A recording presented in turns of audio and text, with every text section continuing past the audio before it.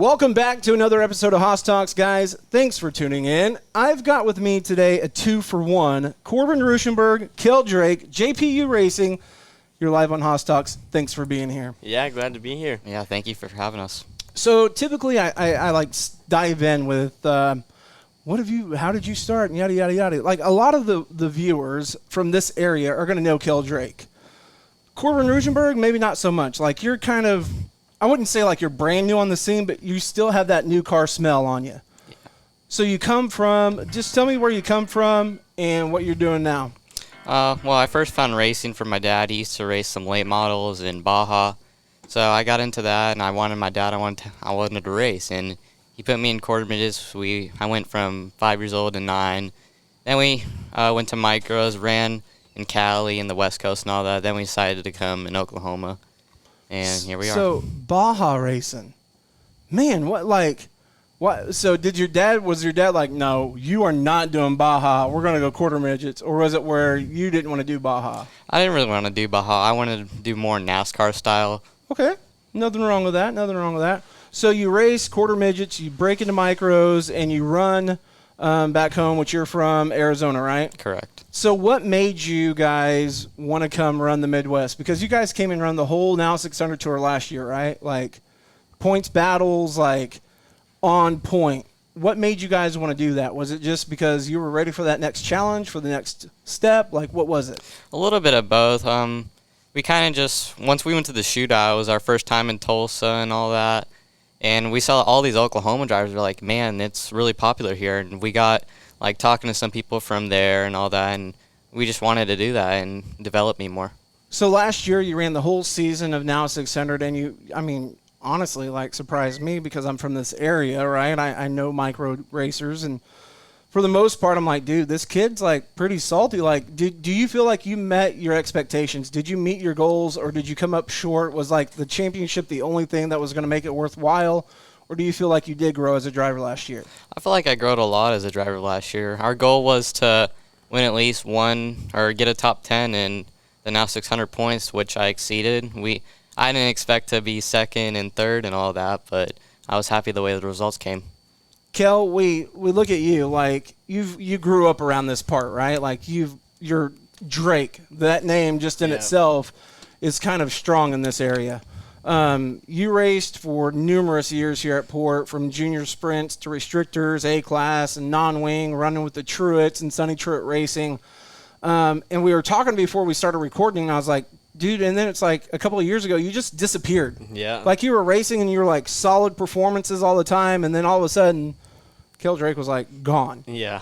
And then like a few months later, after you being gone, I was like, man, I wonder where Kel Drake is. And then it pops up, you're playing volleyball. And I was like, what? Wait, how? So was that like, to walk me through this, like how did that all come about, and what made you go that route? Yeah, so I started off here at Port City, obviously, and I went up through the junior sprints and restrictors, and then I hit non-wing, and I kind of felt like I was at a point where I was starting to like I wasn't having as much fun as I wanted, and I wasn't really going anywhere to a point.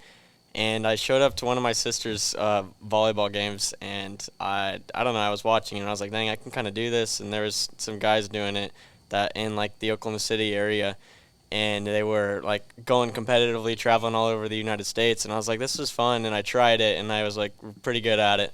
So I just hammered down on it, but there wasn't any men's volleyball around Tulsa, so I had to go to Oklahoma City for it, and I lived with a teammate there for 2 years and hammered it out, went all the way to the East Coast, went to the West Coast, went up to the Midwest and played all over.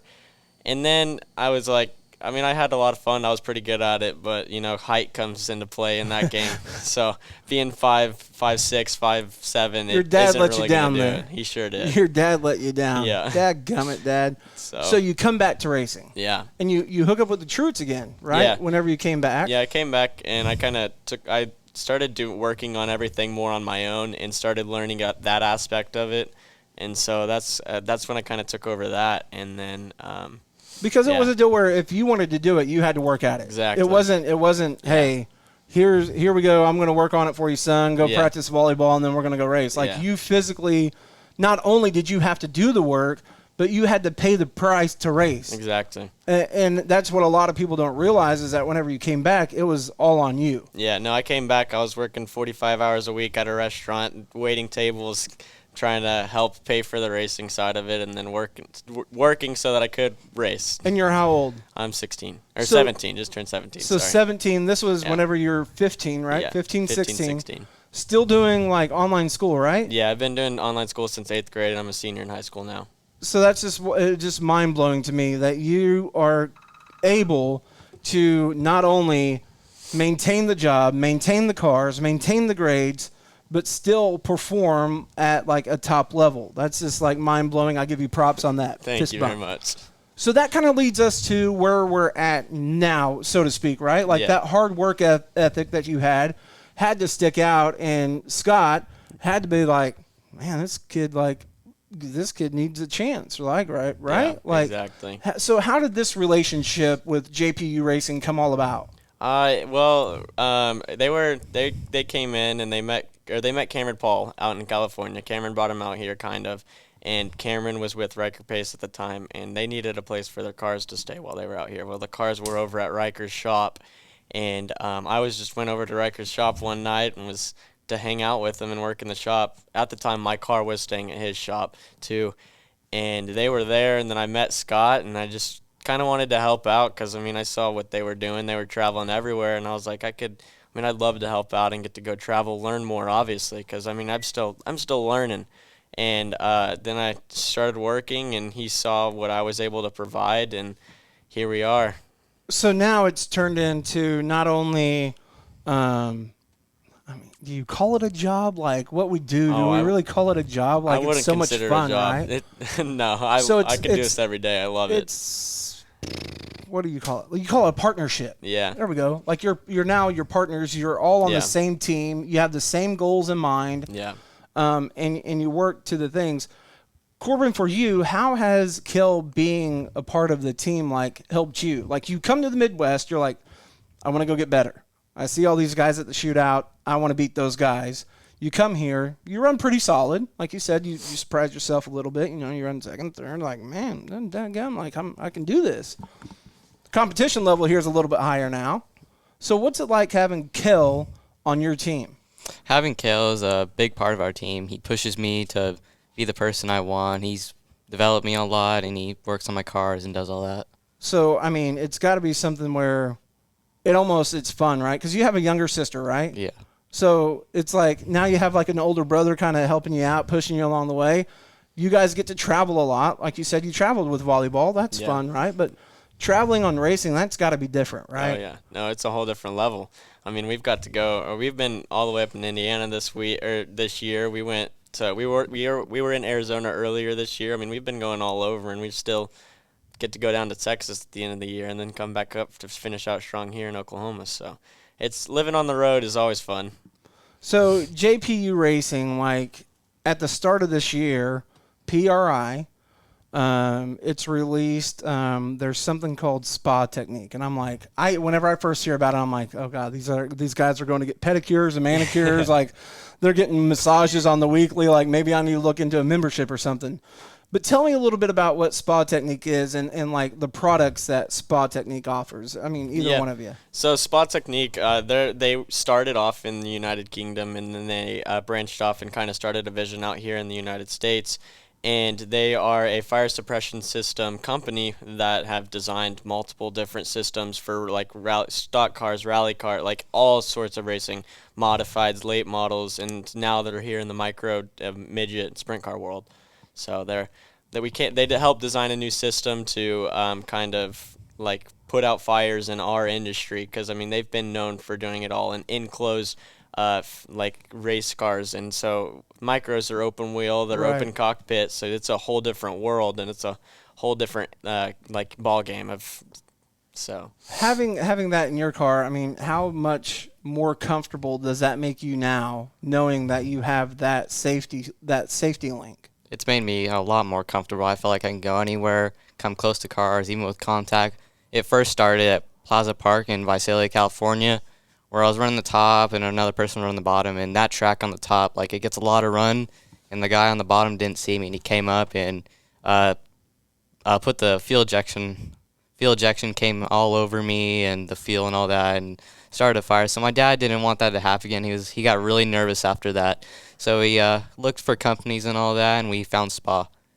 So that brings me to my next thing, is like something that I feel like JPU Racing and you guys are like really confident and kind of really ambassadors and leaders in is safety. Yeah. Like that is the one thing that without a doubt, if your cars aren't safe, you're not going on the racetrack. Exactly. So that brings us to like a new sponsor, a new partnership that you guys have with MB2 Industries. Now, Scott gave me a little bit of information on it, so I kind of like went down the little rabbit hole and started looking, and these dudes are huge in side-by-side stuff. And like some of the custom seats they make, I'm like, bro, can we make me like a computer chair? Can I get some new chairs back here? Man, they're nice. The stitching, the color combos. But they also do seat belts. So they're working on a new seat belt system, and they already have some really good ratings. Yeah. But they're even going even further. Tell me a little bit about the new system that they're working on that Scott was kind of telling us about. Yeah, so we're working on a carbon fiber seatbelt system with an over-under seatbelt loops, and it's going to help out a lot on the safety side. I mean, like you said, we push for safety. We want to make sure that we have the safest race cars so that we can push our equipment to the limits if we have to. And so the carbon fiber seat belts with our new over/under system, they already have seat belts out now that are SFI 1. So we're working on getting the newer and better and nicer stuff out. So they're still developing, and they're an American homemade company. I think by next year they should be fully developed with seat belts. So see, that's just something that's just like mind-boggling to me. Like the advances in technology. I mean, carbon fiber latches and all that good stuff. That's pretty phenomenal. Oh yeah. But the testing that they go through is pretty extreme as well. Like that's what a lot of people don't realize, is that it's not just something that, oh yeah, hey, here's your rating, your stamp of approval. Yeah. They like go through years of testing, because this is something that like I can look at it now. I can look at belts now. But to know what's going on in the background is pretty outstanding. So mad props to the guys and gals over at MB2 Industries. I mean, that's pretty spectacular. Like, I can't wait to learn more about it and see the actual product come out now that I kind of know what's going on behind the scenes. This year's kind of been a big year for you guys. Like, you guys rolled out, what was it? Was it the DRC? You rolled out 3 cars, and Riker Pace, Little Red, comes out, and you guys go like 1, 2, 3? Or 1, 2, 11th, because 1, 2. Somebody broke. I was running up and somebody broke at the time, so we were 1, 2, 4. And, you know, fell just short, but we were rolling. So I just got to put this out there. Like, I disliked it because I kept on calling Riker Kel, and I kept on calling Kel Corbin, and I kept on calling Corbin Riker, and I'm like, wait a minute, that's a P. That's an R. Which one is it? Like, then the next night I'm like, dude, look at their helmets, bro. Yeah. Look at the helmets. That's where you're gonna find the difference. Yeah. So I thought it was like pretty cool, the fact that you guys. You haven't been running here all year long. Yeah. It hasn't been every single weekend you're here. You have been traveling. You have been taking weekends off to go pick stuff up, or to build new cars, or to make changes here and there, or to enjoy life, like go to the lake with family or whatever it is. Like, but you roll out to one of the biggest races at Port City. Mm-hmm. I mean, the DRC always brings cars. The Pete Frazier always brings cars. Like, you roll out 3 cars and you're going 1, 2, 4. I mean, I potentially saw 1, 2, 3 very easily if you didn't have issues. Yeah. So what's that like for you guys as like confidence boosters in the product and the cars that you guys have now? Yeah. No, it definitely helps out. I mean, we showed that we can do it. We showed that we have the equipment to make it happen. And this is the first year we're doing this. Like, we're still learning.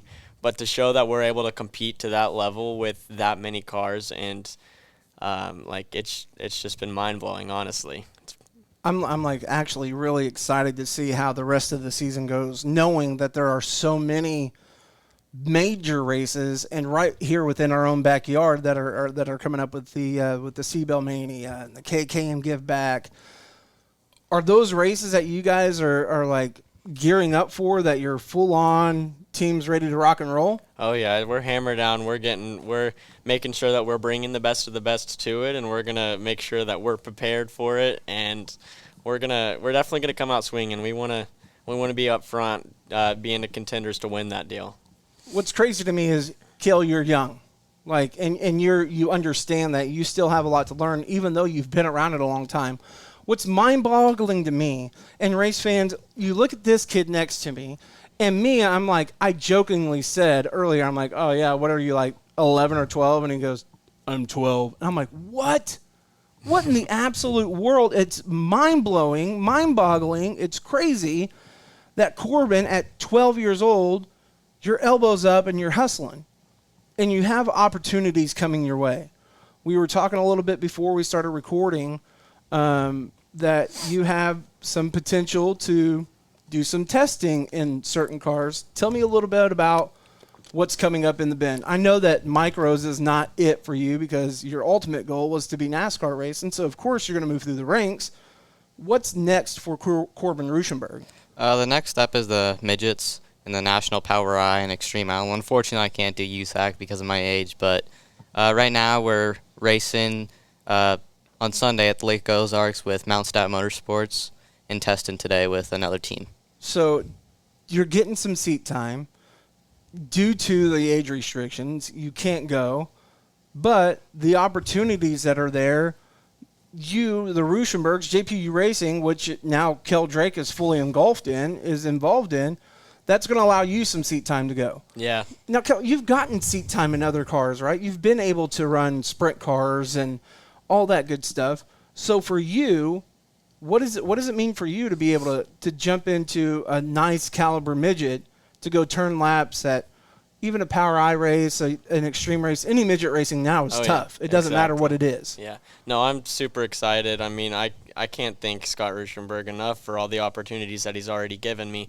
I mean, I've got to travel everywhere with him, and then it's opened doors for running the sprint car, like you said. I got to run the sprint car a couple weeks back, and then I've ran a midget once or twice. I mean, it wasn't near like at the national level, you know. So I'm super excited to hopefully get the opportunity to run one of those events next year. So, I mean, it's freaking awesome. It's awesome, dude, that you guys are like, to see it come from just, you kind of dabbling in, and here you come, and now it feels like it's been years in the making.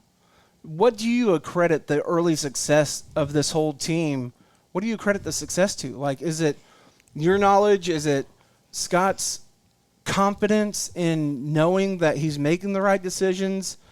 Do you feel like sometimes you're taking a risk that you shouldn't take? Like, it's got to be a whirlwind of emotions. Oh, yeah. No, none of this would be possible without everyone that's a part of it. Like, it's not just any one person that's making this deal happen. It's everyone is playing their role in the team. It's like it's a team effort. You might not see it from the outside, but you get in there and you really know you learn what it takes to make it all happen, because it's not easy.